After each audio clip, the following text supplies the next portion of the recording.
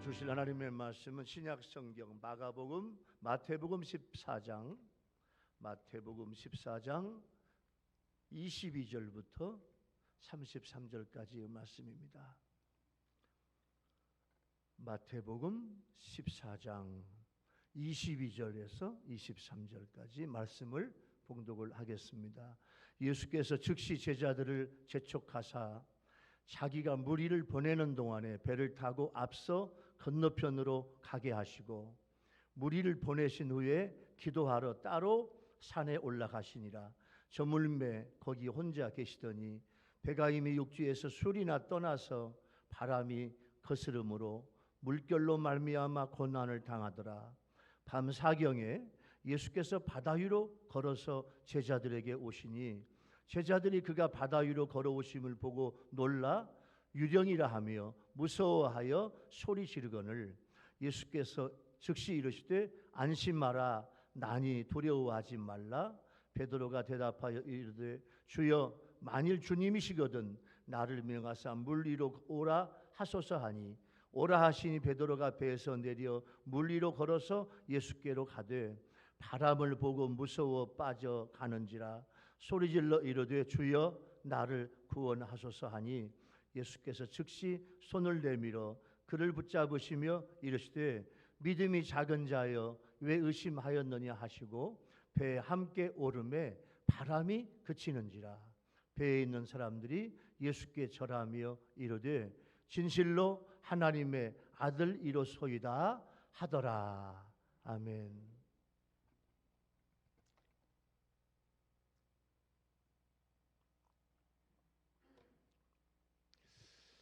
오늘 우리 교회 성도들 점점 더 많이 이제 교회 예배당 예배, 성전 예배가 회복되고 있는데 오늘 또 예배당에 오신 여러분들을 환영하고 한 주간 동안 수고 많으셨습니다. 할렐루야. 그리고 이제 유튜브로 예배를 드리는 우리 국내, 해외 우리 이경선 목사님이 해외에 있는 분들이 얼마나 유튜브를 보는가 했더니 굉장히 많이 봐요. 놀랄 얘기를 하면 놀래주셔야지.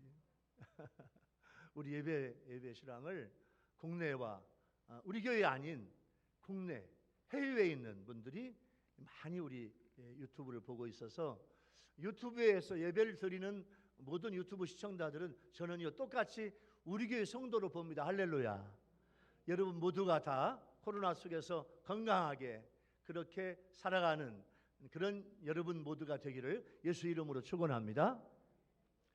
오늘 본문 마태복음 14장 본문 바로 앞에 있는 예수님의 사역은 뭐냐면 오병이어로 5,000명을 먹이신 사역이에요. 먹은 사람이 여자와 어린아이 외에 5,000명이나 되더라. 그러니까 실제로 먹은 사람은 제가 계산해 보니까 여러분 2만 명이 넘어. 그렇게 많은 사람을 주님이 먹이셨어요. 그런데 요한복음 6장 14절 15절 말씀에 보니까 오병이어 기적을 체험한 무리들이 야 이분이 오실 그 선지자다. 이분을 억지로 붙들어서 임금을 만들자. 요한복음에는 그렇게 사람들이 막 동요를 해요. 그러니까 예수님께서 그 메시아 삼으려고 하는 의도를 아시고 예수님이 즉시 제자들을 너희들은 빨리 배 타고 갈릴리 바다 건너편으로 빨리 가라.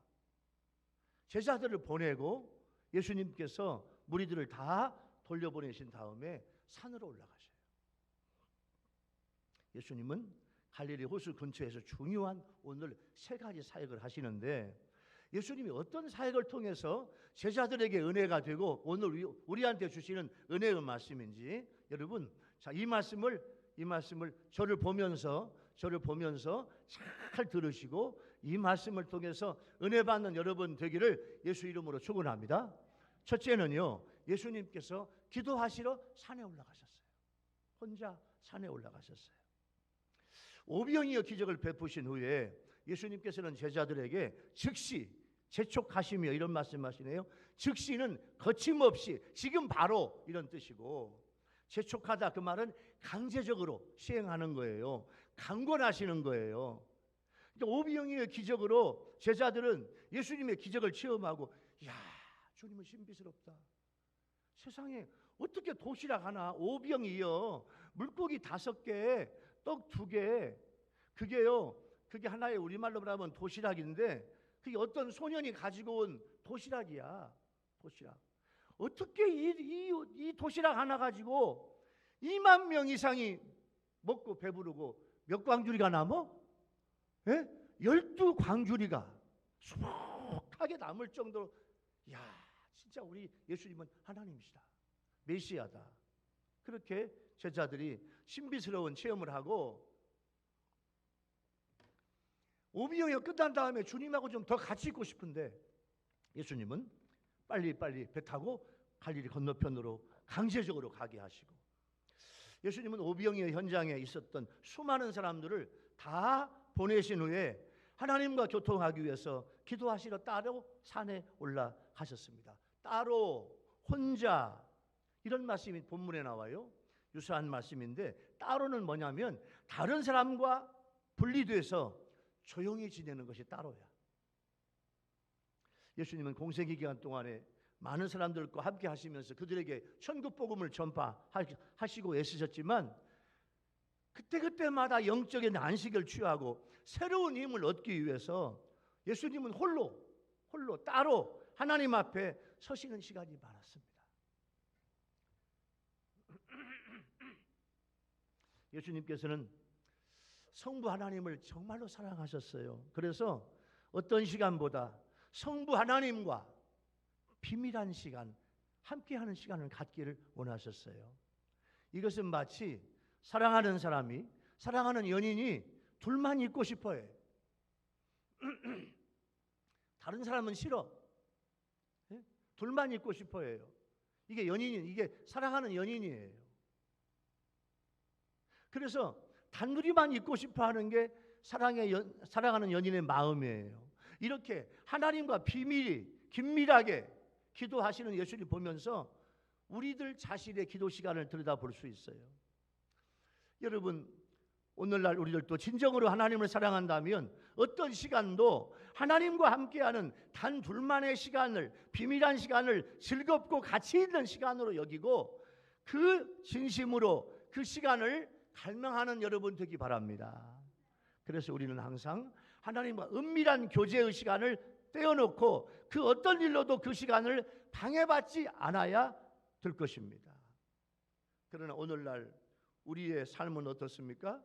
우리의 삶은 그 어떤 시간보다도 하나님과 비밀한 시간을 귀히 여기며 그 시간을 갖기를 소원해야 하는데 그렇지 못해요. 날마다의 삶에서 하나님과 은밀한 교제, 하나님과 교통, 기도 시간을 따로 구별해서 그 시간을 지키며 살아야 되는데 실제로 그렇지 못한 경우가 많습니다. 하나님과 기도하고 교제하고 묵상하고 영적 시간보다 사람들을 만나야 하고 육체적이고 세상적인 일에 우리 시간을 허비하는 경우가 너무 많아요.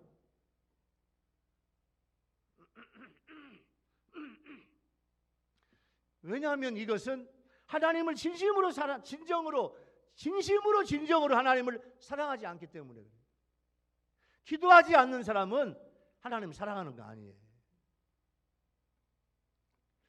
여러분 23절에 보니까 예수님께서 자 보세요. 2만 명이 맛있게 먹고 배부르게 먹었어. 근데 제자들을 먼저 보내고 그 많은 사람들 무리들을 예수님이 보내셔. 그래서 그 말씀을 읽으면서 여러분 22절 한번 보세요. 23절 보세요. 23절. 자, 무리를 22절 예수께서 즉시 제자들을 재촉하사 자기가 무리를 보내는 동안 야들아 이분들을 내가 다 보낼 테니까 너희들은 빨리 배를 타고 건너편으로 가라. 그래서 예수님이 무리를 다 보내셔. 저는 23절에 무리를 보내신 후 이 말씀을 보면서요, 저는 어떤 생각을 했냐면, 자, 제가 설교 후에 축도 후에 저 밑에 밖에서 안내실 밖에서 여러분들께 인사하며 안녕히 가세요, 할렐루야, 고맙습니다 해가지고 눈을 마주쳐. 어떤 분은 내 눈을 마주치고 목사님 오늘 은혜 받았어요, 오늘 고마워요, 오늘 너무너무 좋았어요. 그렇게 내 눈을 맞추면서 그렇게 이야기하는 사람은 너무 고마워. 근데 어떤 분은 눈도 안 맞추고 가. 그 마음에 서운해. 저분 내가 뭐 잘못했나? 내가 저분에게 목표를 잘못했나? 그런 마음을 제가 양심의 가책을 누릴 때가 있어요. 근데 2만 명을 제자들이 보냈어? 예수님이 보냈어? 제자들이 무리들을 보냈어? 예수님이 보냈어요? 예수님이 보냈어요. 이 말씀 보면서 세상에 2만 명을 예수님께서 자 오늘 은혜 받았어요? 오늘 맛있게 잡수셨어요? 이번 주에 맛있게 잡수셨어요? 다 이분들이 예수님 너무너무 맛있게 먹었어요. 고마워요. 감사해요. 자, 예수님께서 2만 명을 또 만나요. 우리 다음에 또 만나요. 그동안 은혜 생활 잘하세요. 예수님이 2만 명한테 다 부탁했어. 이 모습을 보면서 진짜 예수님 훌륭하시다. 예수님이 무리를 다 보내셨다 그 말이에요. 자, 그때 이 무리들이 예수님하고 더 같이 있고 싶어, 가고 싶어? 같이 있고 싶어. 그런데 예수님은 아니라는 거야. 어서 이제 오늘 말씀으로 은혜 받고 음식으로 은혜 받았어. 오늘 영의 양식, 육의 양식 충분히 받았으니까 이제 집에 가시라는 거야. 가서 은혜 생활 잘 하는 거야. 잘 하시라는 거예요. 우리 또 다음에 만나자 그거예요. 다 보내신 다음에 예수님께서 기도하시러 따로 산에 올라가셨어요. 오늘날로 말하면 산기도, 산상기도, 산속기도, 산속 홀로 바위 위 기도. 바위 위 기도.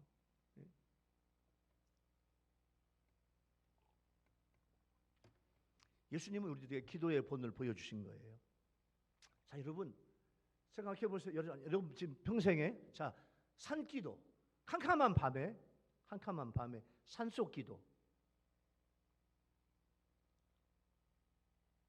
산상기도, 산속 바위 위에 가서 캄캄한 밤에 바위 위에서 여러분 기도해 보신 적 있어요? 예수님은 그렇게 하셨다 그 말이에요. 그래서 예수님 우리 기도의 본을 보여주고 있어요. 자, 새벽 기도도 또 밤 기도도 많이 하신 분이 예수님이에요. 자, 마가복음 1장 35절 말씀해 봐요. 새벽 아직도 밝기 전에 예수께서 일어나다가 한적한 곳으로 가사 거기서 기도하시더니 예수님의 새벽 기도. 누가복음 21장 37절 말씀 볼까요? 예수께서는 낮에는 성전에서 가르치시고 밤에는 나가 감람원이라고 하는 산에서 쉬시니. 여러분 쉬셨다는 말은 그냥 산에 가서 그냥 잠잤다 그런 생각, 쉬다는 말이에요. 쉬시니라는 번역이 좀 잘못됐어. 원어에 보니까 집 밖에서 옥외에서 산에서 밤을 지내다, 밤을 새우다 이런 뜻이에요. 그러니까 지금 누가복음 21장 37절 마지막에 쉬시니 그 말은 예수님이 그냥 산에 가서 잠잤다 그런 말이 아니라니까요. 저 원어는 뭐냐면 산에서 밤을 지새우며 기도했다 그 말이에요. 예수님의 밤기도, 산기도예요. 오병이어로 수만 명을 먹이신 예수님은 여러분 얼마나 피곤하시겠어요. 예? 예수 그 수만 명에게 말씀을 주시고 배부르게 먹이고 하셨으니까 예수님 온종일 사역을 하셨잖아. 얼마나 피곤하시겠어요. 근데 피곤하실 텐데 산으로 올라가셔서 오늘 또 기도하시는 거예요. 예수님은 완전한 하나님임과 동시에 완전한 사람이에요. 그렇기 때문에 예수님은 이 땅에 오신 이유와 목적을 아셨고 그 구원 사역을 감당하기 위해서 하나님과 비밀리에 많은 기도를 하셨어요. 예수님의 사명을 흔들기 위해서 사탄 마귀가 강력한 도전과 유혹을 많이 해요. 그 모든 것을 감당하고 사탄과 영적 전쟁에서 이기고 승리하기 위해서 예수님은 끊임없이 기도를 하셨다 그 말이에요. 여러분 우리에게도 사탄의 강력한 도전과 유혹이 끊임없이 오고 있는 줄로 믿습니다. 여러분들을요 천국 못 가게, 여러분들을요 지옥 가게, 여러분들을 타락하게 하나님의 아들 딸에서 사탄 마귀의 종으로 만들려고 사탄 마귀가요 여러분들에게 어마어마하게 달라붙어서 있어요. 여러분 기도로 승리하는 여러분 되기를 예수 이름으로 축원합니다. 내 사명과 삶의 목적이 있어요. 그 사명과 목적을 이루기 위해서 우리는 기도하지 않으면 감당할 수 없어요. 여러분 기도 응답 받은 사람 있어요? 기도 응답에 하나 예화를 말씀을 드리면, 여러분 결혼 생각하며 교제하는 처녀와 총각이 있었어요.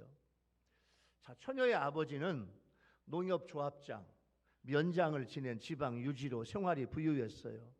근데 총각은요, 키가 작고 시골 추가집이 한 채 있는 찢어지게 가난한 고졸 출신의 농촌 청년이야. 있는 것은 예수 잘 믿는 것 하나뿐이에요. 근데 이 처녀가 아버지께 그 청년을 소개하며, 아빠, 나 이 남자하고 결혼할 거예요.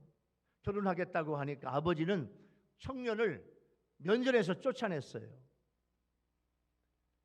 그 처녀의 오빠는 쥐약을 가지고 와가지고, 여러분 옛날 시골에 쥐약이 많았잖아. 쥐약 가지고 와가지고 들어와서 저런 청년과 결혼하면 차라리 너 이 쥐약 먹고 죽으라고 오빠가 하는 말.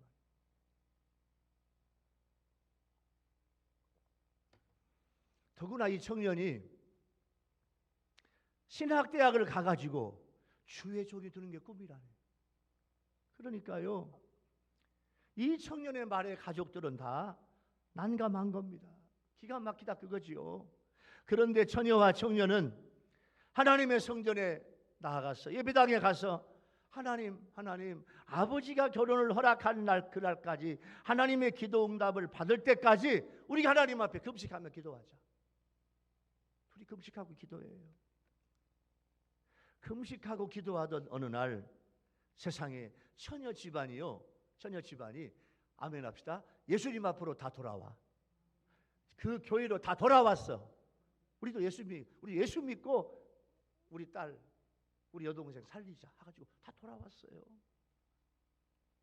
쥐약을 내밀던 오빠는 지금 목포에서 제일 큰 교회 담임 목사. 현재 키 작은 청년은 여수 음팍교회 담임 목사. 예수님은 정말로 위대하시죠? 여러분, 기도는요 기적을 만들고, 기도는 내 인생의 사명과 목적을 이루어 주실 줄로 믿습니다. 여러분들도 기도 응답 받는 여러분 되기 바랍니다. 예수님도 기도하러 가셨다니까요. 기도의 능력을 받은 그런 여왕이 있어요. 여러분, 뉴욕타임즈가 지난 1천년 동안, 지나간 1000년 동안, 지금 2020년이죠. 그러니까 지나간 1000년 동안 동서고금을 통해서 가장 뛰어났던 지도자를 선정을 했는데, 한 세기 동안 가장 탁월했던 지도자는 남자가 아닌 여자, 영국의 여왕 엘리자베스 1세를 뽑았어요. 뉴욕타임즈가. 엘리자베스 1세가 왕으로 뽑혔을 당시 25살의 처녀에 불과해요. 근데 자기를 낳은 어머니는 단두대, 목을 잘라 죽이는 단두대에, 얼마 전에 나를 낳은 어머니는 단두대에서 죽었어.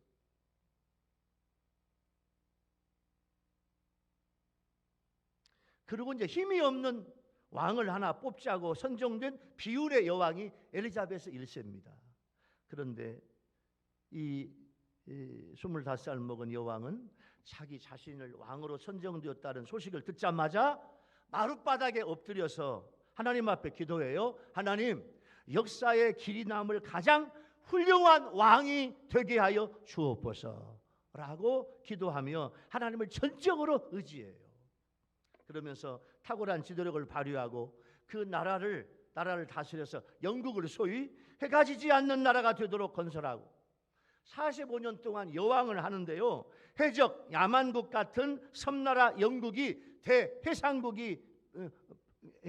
대해상국으로 바뀌어지면서 부강한 나라가 되고, 세계 제1의 신사국이 돼. 여러분, 신사하면 무슨 신사? 영국 신사, 그렇게 말을 해요. 영국 신사. 양복도 세계에서 가장 잘 만드는 나라가 영국이야, 영국. 그래서 영국 신사 그 말이 나왔어요. 매너, 여러 가지 모습, 옷맵시, 이런 모든 것들이 다 영국 신사를 만들었어요. 또 문화적으로도 영국의 르네상스라고 불리는 문학의 황금 시대를 열었어요. 그 이후에 유명한 영국의 작가들이 나와요. 그러니까 세계사적으로 1천년 동안 가장 뛰어난 인물들이 있었지만 무릎을 꿇고 기도했던 엘리자베스 1세가 가장 뛰어난 그런 지도자로, 리더로 인정받은 거예요. 여러분, 지도자들도 무릎 꿇고 기도하면 존경받는 뛰어난 지도자가 될 수 있습니다. 뿐만 아니라 정치가가 되었든 사업가가 되었든 어떤 분야에서 어떤 일을 하고 있던 사람이든지 간에 하나님 앞에 무릎 꿇고 기도하는 사람은 가장 존경받는 인물이 될 줄로 믿습니다. 기도는요, 나약하고 보잘것없는 나를 강한 사람으로 만들어주고 천한 나를 고귀한 사람으로 만들어주어요. 이게 기도의 능력이에요. 그런데 오늘날 사람들은 기도의 능력을 몰라요. 그래서 기도하지 않아요. 기도가 부족합니다. 결국 기도하지 않아서 하나님의 축복을 받지 못하는 사람이 얼마나 많습니까? 여러분, 기도하면 하나님의 지혜와 총명을 얻을 수 있는데 교만과 불신앙으로 기도하지 않으니까 얻지 못하는 거예요. 우리가 축복받지 못하는 것은 하나님의 능력이 부족해서가 아니에요. 하나님 앞에 기도하지 않기 때문이에요.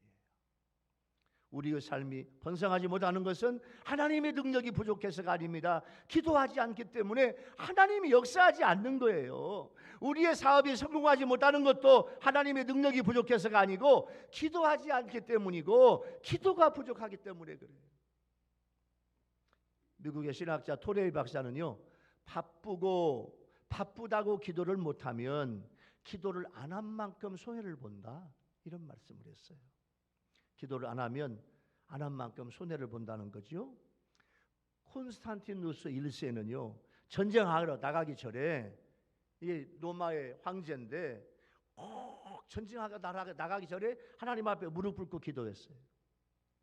그리고 나가서 싸워 승리를 거두어요. 그래서 그는 그때부터 로마 제국을 기독교 국가로 바꾸고 국가적으로 많은 업적을 남겨요. 하나님 앞에 무릎을 꿇고 기도하느냐 하지 않느냐에 따라서 내 삶이, 내 장래가, 내 운명이 달라진다니까요. 여러분, 기도는요, 내 인생의 전환점이에요. 기도는. 영국의 시인 윌리엄 쿠퍼는 이런 말을 했어요. 기도를 포기하는 자는 전쟁에서 승리를 포기하는 군인과 같다. 기도를 포기하는 사람은 사업장에서 성공을 포기하는 사업가가 되는 거예요. 앞으로 우리 인생에서 가장 중요한 것은, 가장 영향력 있는 것은 하나님 앞에 무릎 꿇고 기도하는 거예요. 만약 지금까지 여러분 기도하지 않았다면 이제부터라도 하나님께 무릎 꿇고 겸손하게 기도해야 합니다. 그러면 하나님께서 우리 앞길을 이끌어 주시고 영광을 받아 주실 줄로 믿습니다. 그런데 우리는 대부분의 많은 시간을 세상 속에서 허비하고 있어요. 영원한 것이 아닌 걸 가지고 내 시간과 정력을 다 쏟아요. 하나님 앞에서 결산을 해야 할 영원한 것들이 있는데 이걸 무시하고 가볍게 여겨요. 내 생명을 걸어야 될 일들이 있는데, 영원한 멸류관을 받을 일들이 있는데 그거 하지 않고 후회하면 이미 시간과 정력은 다 소비된 다음이에요. 이제라도 우리는 예수님처럼 여러분 골방기도, 산기도, 교회 기도실 기도, 내 삶의 현장 기도를 회복하고 하나님을 뜨겁게 만나는 여러분 그런 시간이 되기를 예수 이름으로 축원합니다. 자, 오늘 첫 번째 주시는 말씀의 은혜의 주제, 예수님은 기도하시러 혼자 산에 오르셨다. 그 말은 제자들아, 너희들도 앞으로 살아가면서 혼자 산에 올라가서 기도해라. 예배당에 가서 기도해라. 예수님이 우리한테 그런 말씀을 주시는 거예요. 자, 이 말씀을 적용해 보면 예수님은 깊은 밤 산속에서 하나님께 무슨 기도를 하셨을까? 저는 사명에 관한 기도를 하셨을 것 같아요. 왜냐하면 33년 동안 예수님께서 이 땅에 오신 사명, 여러분 사명 때문에 주님은 오셨거든요. 그 사명을 위해서. 그러면 나는 내가 이 땅에서 내가 해야 될 사명이 뭐냐? 내 인생의 사명이 뭐냐? 여러분의 사명을 위해서 오늘 또 기도하고 노력하는 여러분 되기를 예수님의 이름으로 축원합니다. 두 번째 은혜의 주제는요, 예수님은 제자들의 고난 속에 오셨어요. 제자들이 배를 저어서 육지에서 수리를 갔다. 오늘 우리 본문에 수리를 갔다. 헬라 원문은 스타디온이라고 하는 거리 측정 단위를 쓰는데 1스타디온은 185m쯤 돼요. 근데 많은 스타디온을 갔다. 그렇게 원문에 기록되어 있어요. 요한복음 6장 19절 말씀에는 노를 저 심리쯤 갔다. 심리.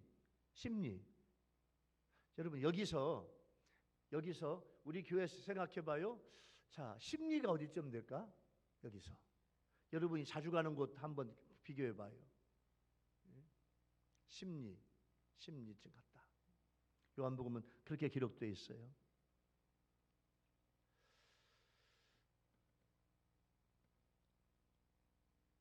예수님은 게네사렛 갈릴리 바다가 보이는 어느 산속에 가서 예수님은 지금 몇 시간째 기도하고 계셔요.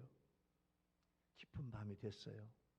그런데 제자들이 노를 저어 가는 길에 바람이 거스르게 되었습니다. 쉽게 표현하면 앞바람이 불어와. 높은 물결이 생겨. 그래서 막 어마어마하게 고난을 당하고 있어요. 이 물결은 쉴 새 없이 계속해서 밀려오는 큰 물결. 고난을 당하다 이 원어에 보니까요. 어떻게 되어 있냐면 고통을 참지 못하고 소리를 지르는 산모의 고통에 비견될 만큼의 극심한 고난. 이게 지금 제자들이 받는 고난이라는 거예요. 그러니까 갈릴리 바다는 급격한 기류 변화로 돌풍이 불고 예상치 못했던 큰 파도가 일어나는 경우가 자주 있는데 지금 예수님의 제자들은 이런 상황을 맞아가지고 바람과 물결 때문에 힘겨운 사투를 벌이고 있어요. 12명이 탄 배가 10리쯤 왔는데 앞바람이 불어가지고 갈 수가 없어. 물결의 파도가 얼마나 센지 몰라요. 막 배에 부딪혀요. 그러면서 배가 금방 가라앉을 것 같은 두려움 때문에 어둠 속에서 고통소리와 비명을 지르고 있어요. 갈릴리 호수 성지순례 갔다 온 분들은 갈릴리 호수에 갔다 오는데 갈릴리 호수는요. 자 보세요. 잘 보세요. 낮은 곳은 50m, 낮은 곳은, 깊은 곳은 500m. 갈릴리 호수가 이렇게 돼 있어요. 낮은 곳은 50m, 깊은 곳은 500m. 굉장히 깊잖아요. 파도가 어마어마하겠어요. 비명을 지르고 있어요. 밤 4경쯤 됐다 그러는데, 자 여러분, 우리는요 아침 해가 뜰 때 하루가 시작되잖아요. 근데 이스라엘은 그렇지 않아요. 이스라엘의 시간 개념은 저녁에 해가 지면서 저녁 6시에 해가 져요. 저녁 6시부터 하루가 시작이 돼요. 그러니까 시간 개념이 우리가 좀 달라. 자, 밤 4경. 자, 밤 6시에 해가 지고 아침 6시에 해가 떠. 12시간. 12시간을 1경, 2경, 3경, 4경으로 나눠요. 한 경은 3시간이에요. 밤 4경이니까 저녁, 밤, 새벽 3시부터 6시까지 3시간. 4경으로 나누니까 1경은 3시간인데 아직 어두운 것을 보면 아마 예수님이 깊은 밤 3시에서 4시 사이에 고난 속에 있는 제자들에게 바다 위로 주님이 걸어오셨어요. 오병이어 기적 후에 예수님과 헤어지고 저녁쯤에 제자들은 배를 저어 10리쯤 온 후에 앞으로 가지 못하고 지금까지 제자들은 바람과 파도와 싸우고 있어요. 베드로가요 그 갈릴리 바다 갈릴리 호수에 어부지요. 근데 베드로도 어떻게 할 수가 없어. 어마어마하게 바람이 불어. 그 바람 때문에 어마어마한 물결이 세. 배가 지금 막 가라앉을 지경이에요. 25절에 예수님께서 바다 위로 걸어오시는 거예요. 바다 위로 걸어서 제자들에게 오시니, 이것은 예수님께서 바다 위를 육지를 걷는 것처럼 오시는데, 여러분 인간은 여러분 신발 신고 바다 위, 호수 위, 여러분 대청댐, 대청 호수를 여러분이 발로 걸을 수 있어요?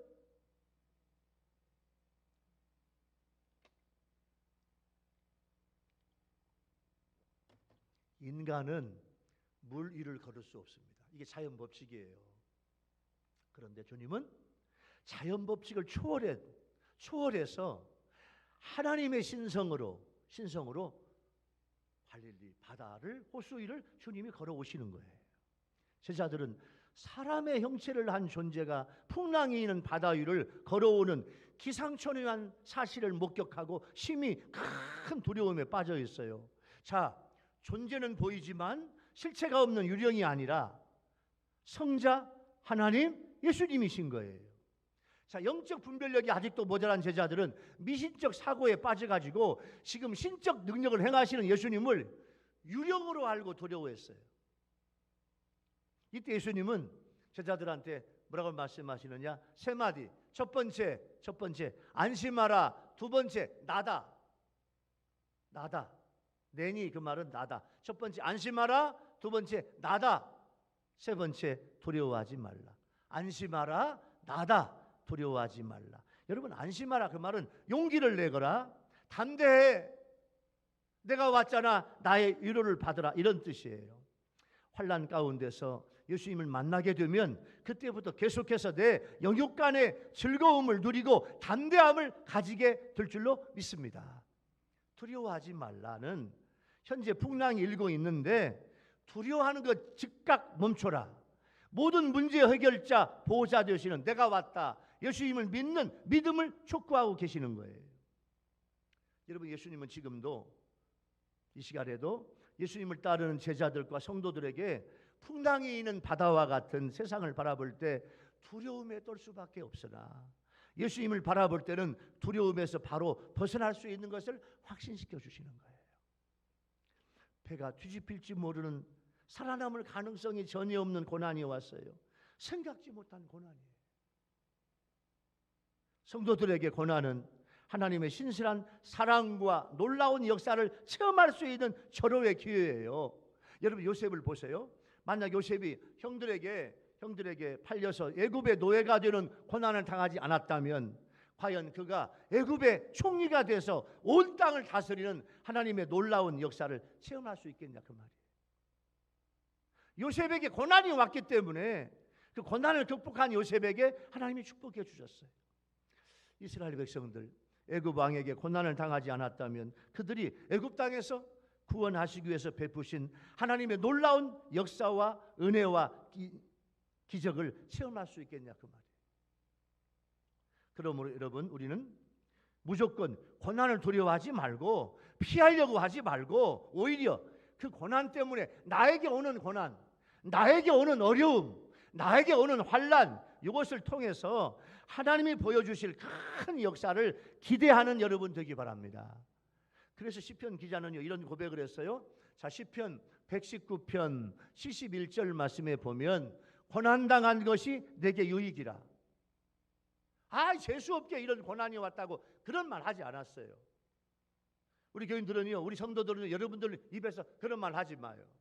재수없다고. 아니에요. 힘들고 어려운 일이 오면 그 속에 하나님의 분명히 어떤 뜻이 있는 줄로 믿습니다. 저 시편 기자가요, 고난당한 것이 내게 유익이라. 믿음이 없는 사람은 무익하지. 재수없게 왜 이런 게 왔냐고. 그런데 아니에요. 하나님의 백성들은요, 고난당한 것이 내게 유익이다. 이로 말미암아 내가 주의 율례들을 배우게 되었다. 하나님의 말씀, 주의 율례, 하나님의 말씀을 하나님의 말씀이 이거구나 하는 걸 배우게 됐다 그 말이에요. 부활하신 주님과 동행하는 이야기가 있어요. 여러분 자 보세요. 예수 믿는 크리스천들은 여러분들 우리들에게 가장 기쁜 소식이 뭐냐면 주님의 부활이야. 아멘. 주님의 부활. 주님의 부활은 나를 믿는 자는 영원히 살겠고 너희들도 나처럼 부활하리라 주님이 말씀을 하신 거예요. 그러니까 우리 주님은 부활하셨습니다. 항상 우리와 함께 계십니다. 이렇게 말은 하는데 막상 그 부활하신 주님과 동행하십니까? 물어보면 왠지 자신이 없어. 문득 동화 어린 왕자의 한 구절이 떠오르죠. 오직 마음으로 보아야만 정확하게 볼 수 있어. 가장 중요한 것은 눈에 보이지 않는 법이야. 이게 어린 왕자에 나오는 그런 내용이에요.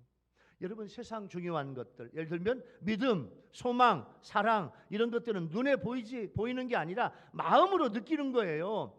여러분 부활하신 주님과 동행 역시 마찬가지예요. 부활하신 예수님 그리스도가 성령으로 내 안에 계심을 믿고 느끼며 무엇이든지 주님께 물어보아, 주님께 기도해. 그래서 심령으로 내 안에 계심을 믿고 느끼면서 주님과 함께 동행하는 거예요. 13년 동안 투병 생활을 통해서 믿음의 고백을 절실하게 깨달은 일본의 유명한 작가 미우라 아야코가요, 이런 고백을 했어요. 내가 13년 동안 오랜 투병과 요양 생활 가운데서 내가 정말로 약해질 때 나는 임마누엘, 아멘. 임마누엘은 뭐냐면 하나님이 주님이 나와 함께 하신다. 주님이 나와 함께 하신다. 할렐루야. 임마누엘, 아멘, 이런 뜻이에요. 그러면 요 미우라 아야코가 13년 동안 그냥 투병 생활하면서 요양 생활하면서 늘 자기 입으로 고백했던 게 뭐냐면 임마누엘, 아멘. 이걸 외치면 이상하게도 주님께서 내 곁에 나를 지켜주시고 내가 마음이 육신이 약해질 때 그 말만 하면 강해지게 하는 걸 느낀다, 그 말이에요. 누구에게 오해를 받을 때에도 이 짧은 기도를 드리면 전능하신 하나님께서 나를 강하게 하심으로 순간 나에게 기쁨이 솟아오른다. 이게 미우라 아야코의 고백이야. 여러분, 만일 여러분도 부활하신 주님과 동행하고 싶다면 여러분 자꾸 고백하세요. 미우라 아야코의 고백이야. 임마누엘, 아멘. 시작. 임마누엘, 아멘. 그 말이에요. 주님은 나와 함께 하신다. 하나님은 나와 함께 하신다. 예수님은 나와 함께 하신다. 아멘. 이렇게 고백을 했더니 그 고백만 하면 새 힘을 주신다는 거예요. 예수님은 산속에서 밤새도록 하나님과 긴밀히 기도하시면서 예수님의 제자들의 형편, 처지를 정확하게 알고 있어요. 자, 오병이어 기적을 이루시고 제자들을 보내시고 2만 명 이상 되는 무리들을 다 주님이 보내신 다음에 주님이 이제 걸어서 산에 기도하러 올라가셨어요. 그때가 이제 어둑어둑 했겠죠. 그때부터 밤 3시, 4시까지, 그러니까 거의 10시간 이상, 9시간, 10시간을 예수님이 산에서 하나님과 막 기도한 거예요. 예수님은 기도하시지만 기도하는데 제자들이 지금 파도와 물결 때문에 고난당한 그 모습을 주님이 아셔. 그래가지고 주님께서 그 제자들을 찾아오신 거예요. 그러므로 주님의 소유된 우리들은요, 어떤 형편에 놓일지라도 근심하거나 염려할 필요 없어요. 내 자신보다 우리를 더 잘 아시는 분이 우리 주님이신 줄로 믿습니다. 아멘. 내 모든 환난과 위협에서 건져주시는 분이 주님이에요. 예수님은 누구라도 삼켜버릴 것 같은 거대한 파도를 밟으시고 그 파도를 밟고 파도 때문에 고난당하고 있는 제자들에게 주님이 찾아오신 거예요. 여러분, 지금도 예수님은 예수님의 속한 자들을 고난 속에서 홀로 내버려 두지 않으시고 주님께서 친히 그 현장으로 주님이 걸어오시고 뛰어오시고 찾아오시는 줄로 믿습니다. 예수님은 하나님과 함께 하시는 하늘 보좌를 놓고 이 땅에 오셨어요. 사람의 모습으로 오셨어요. 성육신이에요. 인카네이션이에요. 그리고 십자가 위에서 우리의 모든 죄를 다 용서해 주시고 우리의 죄값을 대신해 죽으시고 3일 만에 부활하셔서 하나님의 아들이시고 지금도 보혜사 성령으로 우리의 고난과 고통의 현장에 찾아오셔서 우리의 눈물을 닦아주시고 용기와 회복을 주시는 주님이신 줄로 믿습니다. 이게 주님의 은혜입니다. 여러분, 하나님에 대한 신앙을 지키니까 다니엘의 세 친구 사드락, 메삭, 아벳느고가요, 여러분 다니엘 3장 23절부터 27절까지 보면 요 다니엘의 세 친구를요 아주 그냥 극렬히 타는 풀무불 가운데 이 다니엘의 세 친구를 던져. 쉽게 말해볼까요? 용광로 같은 속에 던져. 누구를? 다니엘의 세 친구를, 사드락, 메삭, 아벳느고를, 세 사람을 집어 던졌어. 풀무불 속에 죽으라고. 그런데 보니까 풀무불 가운데 세 사람을 집어넣는데 죽지 않고 네 사람이 그 안에서 자유롭게 다니고 있어. 신기하지 않아요? 여러분, 이분은 주님이신 줄로 믿습니다. 하나님이 함께 하시는 거예요. 사드락, 메삭, 아벳느고와 함께 하시는 거예요. 세 사람을 불무불에 던졌는데 안에서는 네 사람이 함께 있어. 이게 임마누엘, 주님의 동행이에요. 그러므로 우리가 어떤 고난을 만나도 두려워하거나 낙심하지 말아야 됩니다. 그 현장에, 나의 현장에 주님은 찾아오셔서 나와 함께 하시는 주님이신 줄로 믿습니다. 요즘 여러분 어떤 고난과 고통이 여러분에게 찾아왔습니까? 괴로워하거나 낙심하지 마세요. 주님이 찾아오시면 주님께서 안심해라, 두려워하지 말라, 내가 너와 함께 할게. 여러분, 그 주님을 만나세요. 그 주님을 만나면 여러분의 마음에, 여러분의 가정에 평안이 오게 될 줄로 믿습니다. 주님의 평안을 받아들이세요. 거부하지 말고 받아들이세요. 받아들이면 주님께서 여러분의 마음에, 여러분의 가정에, 여러분의 자녀의 모든 마음 속에 평안을 주실 줄로 믿습니다. 오늘 세 번째 은혜의 주제는요, 예수님께서 배에 오름에 즉시 바람이 그쳐버렸어요. 여러분, 믿음 없이 세찬 바람을 보고 무서워서 물에 빠져 지금 죽어가는 베드로를 구원하신 예수님께서 베드로를 데리고 배에 오르자마자 그 순간에 바람이 그쳐버렸어요. 그치다, 그 말은 뭐냐면 칼로 자르듯이 완전히 멈추다, 그 말이에요. 그러니까 그토록 막 흉흉하던, 그토록 바람이 막 일고 그토록 무서웠던 것이 예수님이 배에 타시자마자 언제 그랬냐는 듯이 그냥 칼로 자르듯이 딱 예수님께서 타시니까 바람이 그치고 파도가 잔잔해져 버린 거예요. 이건 뭐냐면 예수님이 자연을 다스리시고, 할렐루야, 파도, 바람, 물결, 자연을 다스리시는 하나님의 아들 되심을 입증하는 사건이에요. 이런 일을 통해서 예수님은 배에 있는 사람들에게 절을 받으시고, 당신은 하나님의 아들입니다, 다 예수님께 절을 했어요.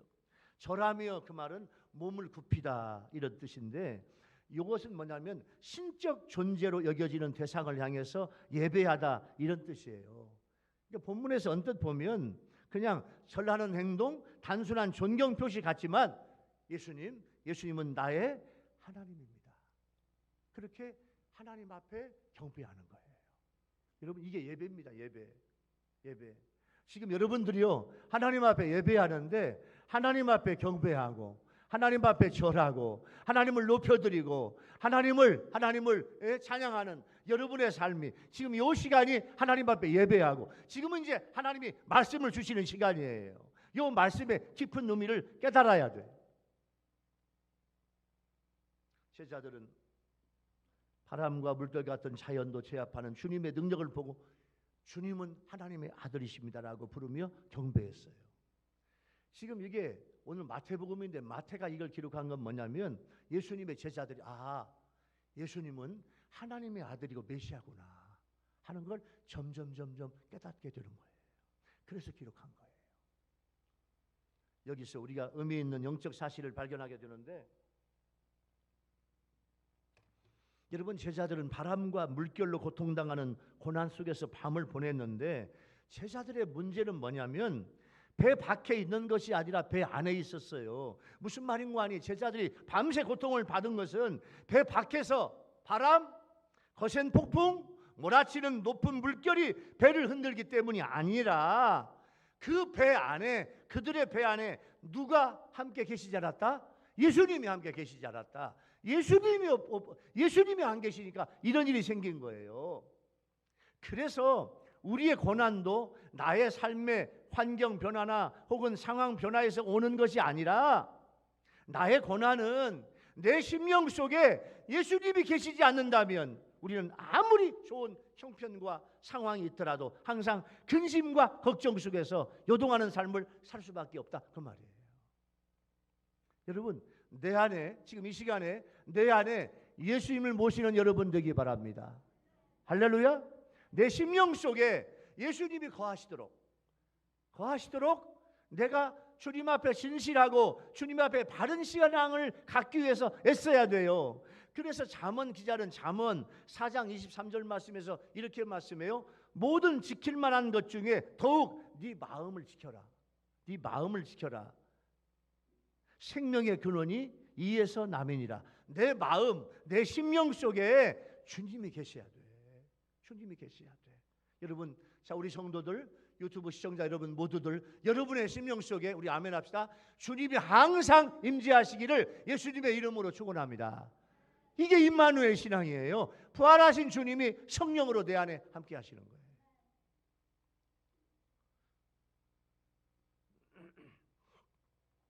예수님이 배에 오르시니 그 배를 흔들었던 큰 물결, 큰 바람이 일시에 잔잔해지고 온 바다가 고요해졌어요. 그리고 제자들의 배는 순탄한 중에 목적 향해서 나아갈 수 있었습니다. 32절에서 우리에게 주시는 은혜는 우리 인생길에서 가장 중요한 것은 무엇이며 무엇이 내 인생의 항해를 순탄하게 만들 수 있는지를 분명하게 보여주는 것인데, 그것은 바로 예수님을 우리 인생, 내 인생의 바다에, 내 인생의 배에 주님을 모셔서 동승하는 거예요. 우리 인생길에 주님 우리와 함께 하시며 우리 인생길을 인도해 주실 때 우리 인생길은 어떤 세파에서도 다 벗어나 순탄히 천국으로 나아가게 될 줄로 믿습니다. 우리는 오직 예수 그리스도와 함께 주님이 내 인생과 내 삶에 개입하시고 이끌어 주실 때만 순전한 삶, 성공적인 인생을 살 수 있습니다. 그러나 만약에 우리가 예수님을 떠나 내 고집대로 살아간다면 우리는 이 세상에서 거세게 몰아치는 강한 세파에 부딪혀서 깨어지는 삶, 실패하는 삶을 살아갈 수밖에 없습니다. 내 인생의 바다의 선장은, 내 인생의 배에서 선장은 예수님이에요. 내 마음대로 내 인생의 배를 끌고 가면 갈수록 고난과 고통은 더 큰 거예요.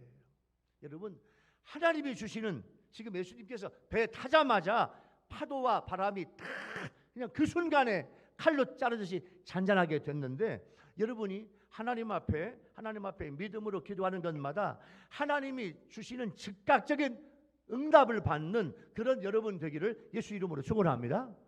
여러분, 명지대학교 정보통신과 손태영 교수라는 분이 계세요. 어릴 때 걸린 소아마비로 다리를 심하게 절어요. 초등학교 때는요, 아이들이 돌을 던지며 놀려서 결국 초등학교 5학년 때 학교를 그만둬요. 어린 마음 속에 울분과 서름을 잠재울 수 없었어요. 밤을 새워 울었고 하나님을, 세상을, 부모를 원망했어요. 분노와 울분은 청년 때까지 그치지 않았고 초등학교 졸업도 하지 못하고 아무런 능력도 없이 20살이 됐어요. 그렇게 계속 하나님을 원망하던 어느 날 손태영 교수가요, 이제부터 더 이상 부정적인 생각 없다. 이제는 긍정적이고 낙관적으로 살아보자, 이런 생각이 들었어요. 손태영 교수는 이것을 하나님의 응답이라고 표현하더라고요. 어머니를 통해서 교회를 나가기 시작한 그는 빠지지 않고 열심히 예배당에 나가 은혜를 받아요. 어머니는 매일 새벽마다 아들을 위해서 기도해요.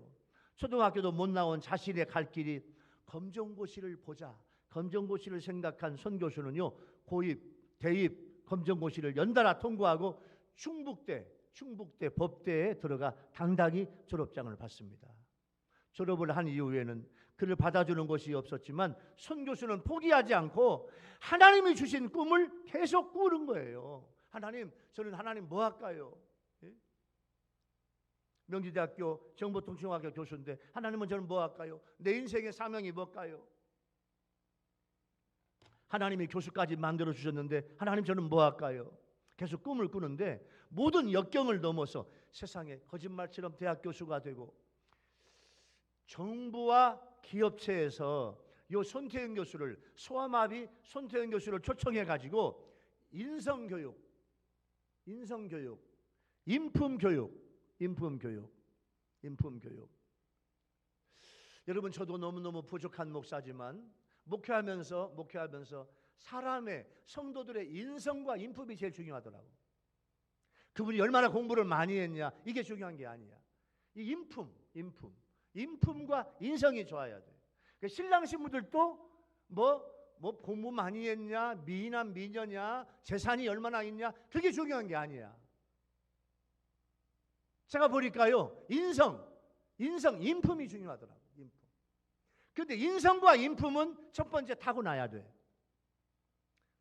두 번째, 아멘 합시다. 두 번째, 예수님이 만들어주셔야 돼. 예수님이 만들어주셔야 돼. 성령 받고 은혜 받으면 내 인성, 인품이 변해져요.